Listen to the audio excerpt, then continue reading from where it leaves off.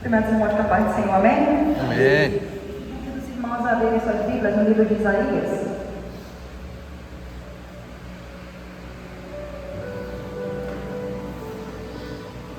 Isaías 40.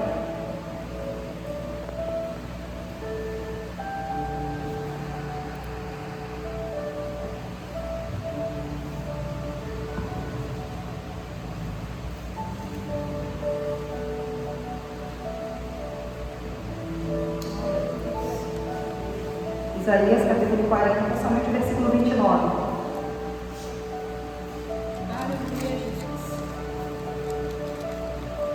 Isaías capítulo 40, versículo 29. Irmãos contrários, amém?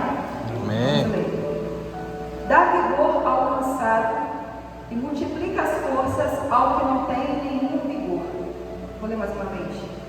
Dá vigor ao cansado e multiplica as forças ao que não tem nenhum vigor. Os irmãos podem se sentar em nome de Jesus. Essa palavra se encontra no livro de Isaías, e esse livro é muito conhecido, e esse profeta também é muito conhecido como profeta messiânico, porque ele profetizou bastante a respeito da vinda de Jesus há centenas de anos antes de Jesus voltar, no Antigo Testamento. E o nome Isaías significa o Senhor é a salvação. E esse livro foi direcionado para o povo de Jerusalém. Foi escrito para denunciar o pecado do povo. Nessa época, nesse tempo, ainda não havia acontecido a invasão da Babilônia.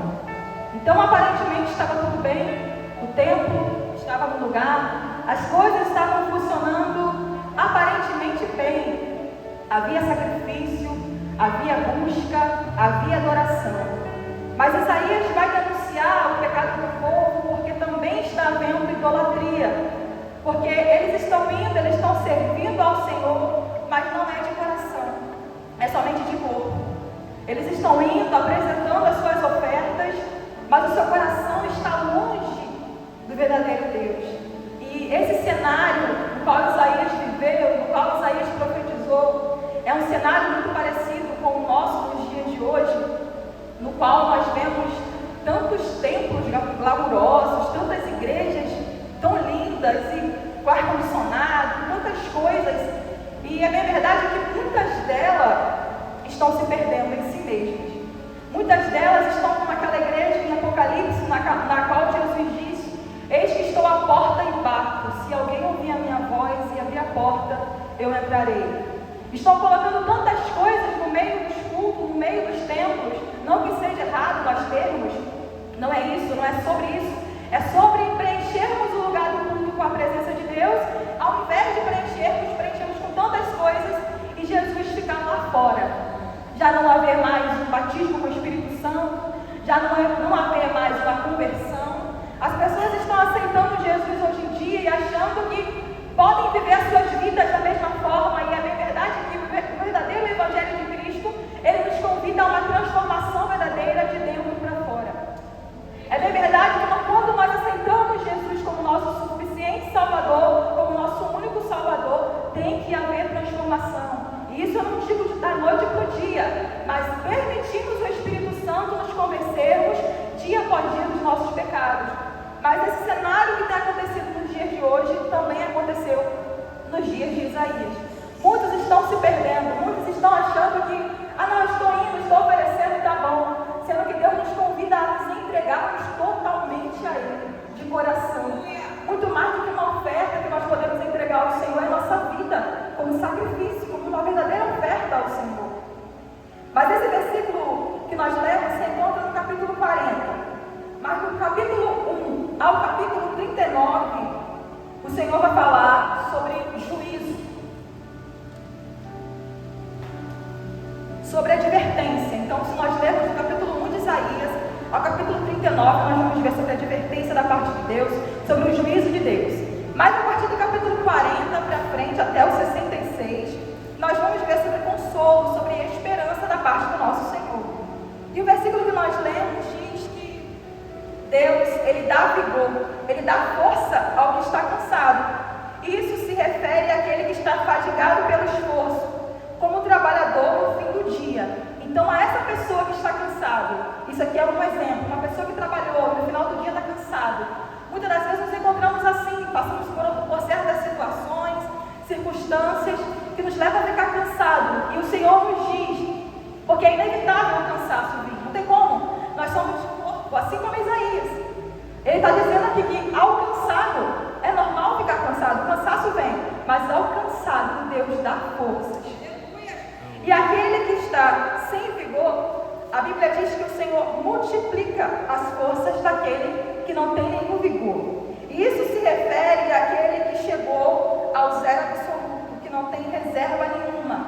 Diferente do cansado, que é como se fosse uma pessoa que trabalhou o dia inteiro e o seu corpo físico se encontra cansado. A pessoa que se encontra sem vigor é aquela pessoa que chegou ao zero absoluto, que acha que para a sua vida já não há mais esperança, que acha que já se encontra no fundo do poço e que dali ninguém mais pode atirar. O Senhor também diz para essa pessoa que está nesse cansaço extremo, que Ele multiplica as forças daquele que não tem vigor. E nós vemos no Antigo Testamento o Senhor dizendo que Ele nos dá força. A Bíblia diz, Ele dá força, Ele nos fortalece, possamos todas as coisas naquele que nos fortalece. A Bíblia também diz que o poder de Deus se aperfeiçoa na nossa fraqueza. Então, quando nós achamos que já não há mais esperança, cheguei no fim, não tem como esse cenário mudar, não tem como mais a minha vida ter uma reviravolta. O Senhor diz que Ele multiplica as nossas forças. Daquele que não tem mais nenhum vigor, já não tem esperança, o cansaço está em um nível tão extremo que já não acha mais que a sua vida possa melhorar. E lendo sobre essa palavra, eu lembrei do profeta Isaías, do profeta Elias, me perdoe, irmãos, do profeta Elias. Elias vai passar por um grande cansaço após uma grande vitória. Ele tinha acabado de vencer os profetas de Baal no Monte Carmelo. Elias vai fazer, através da oração e do poder de Deus, descer fogo do céu. E os profetas de Baal vão ser destruídos. Mas após uma grande vitória da parte de Deus para o profeta Elias, ele vai se encontrar cansado logo após Jezabel ameaçar a vida de Elias. E esse cansaço no qual esse profeta passou, chega a um estágio que ele fica sem forças. Ele chegou ao ponto no qual Isaías descreve não ter nenhum vigor. E ele diz, basta, ó Senhor, toma agora a minha vida. E se isolou na caverna. E quantos de nós, muitas das vezes, e quantas pessoas chegam a esse extremo após uma grande vitória? Vem uma situação, vem uma circunstância, até mesmo uma ameaça, uma situação muito difícil na qual a gente diz, Senhor, para mim basta, já não dá. Nós estamos falando de um profeta, de um grande homem de Deus, mas que assim como nós, também era carne, um corpo, um ser humano, que também estava sujeito, como nós, ao cansaço, à fadiga. E Elias vai dizer, Senhor, toma a minha vida. É como se ele dissesse, Senhor, já não quero mais viver. Para mim já não há mais motivo. Porque eu lutei, eu insisti, eu corri atrás. E agora a rainha vem me ameaçar. Eu já estou praticamente morto. Então ele vai se esconder devido à situação que ele se encontra. Mas nós temos o cuidado de Deus com Elias. Deus enviou um anjo com pão e água. Às vezes a força que Deus nos dá começa com descanso e com alimentação. Que nós venhamos entender. Não é errado a gente se sentir cansado. Não é errado a gente querer parar. É errado a gente querer desistir e voltar atrás. Essa palavra não deve existir no vocabulário de um cristão, voltar atrás, desistir. Mas muitas das vezes é necessário parar, se alimentar, tomar água. O Senhor enviou um anjo que alimentou Elias. Elias descansou e depois o anjo vai tocar novamente em Elias. E depois Elias vai caminhar. Nós precisamos, quando esse cansaço vir, eu não sei como vocês estão, o que vocês estão passando. Muitas das vezes a gente não mostra, mas só Deus sabe o que nós estamos passando. Mas se o cansaço vir, se a fadiga vir, se você chegar, pensar que você chegou no extremo da sua vida, que você já não aguenta mais prosseguir, toma água nessa manhã, toma pão, o Senhor te oferece nessa manhã. E o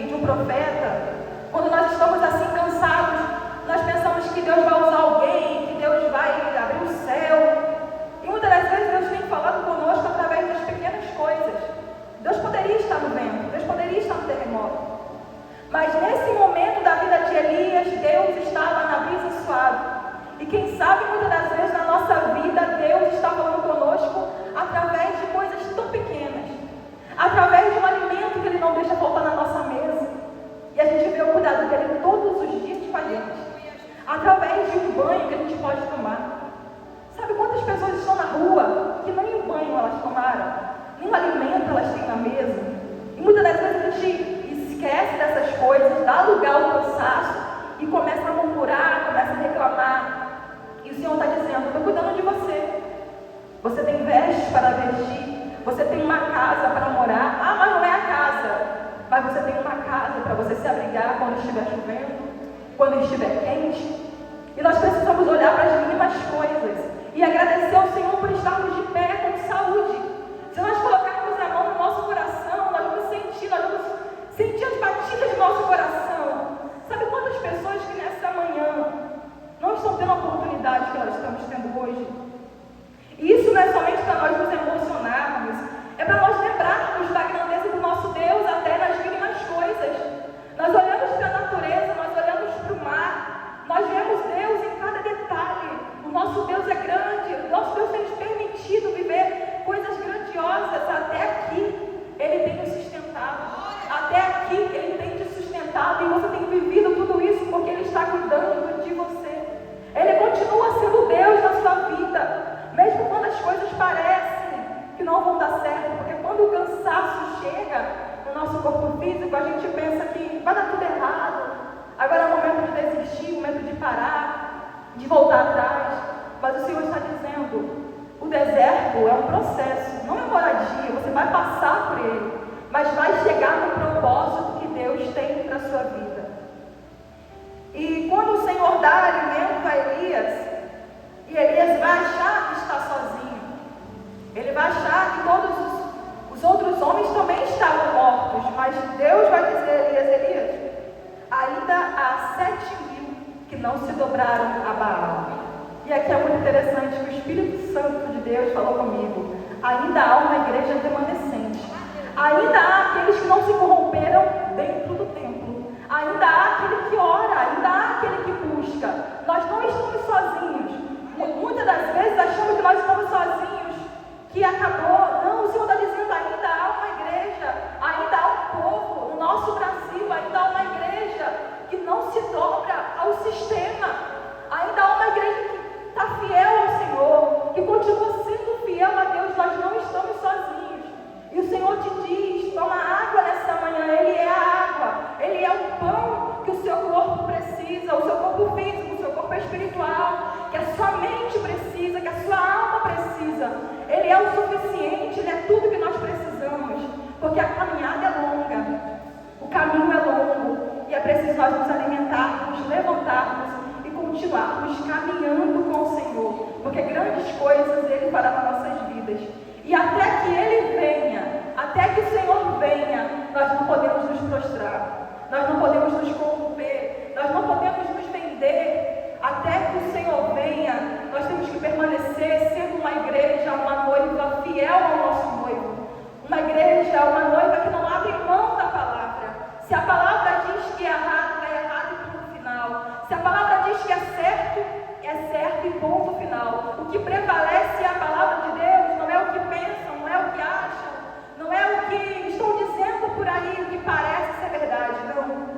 O Senhor, Ele nos direciona, Ele nos guia através da Tua palavra. E a caminhada é grande.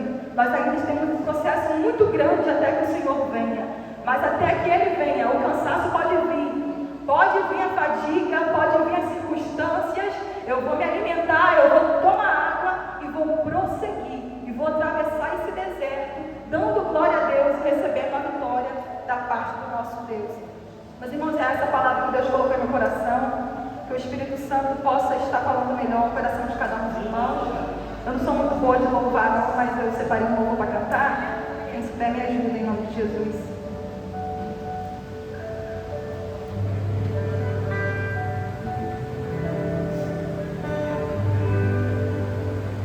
Se você está no deserto, pensando que vai morrer, tanta luta e sofrimento, é Deus provando você. No deserto Ele faz o que ninguém pode fazer. No deserto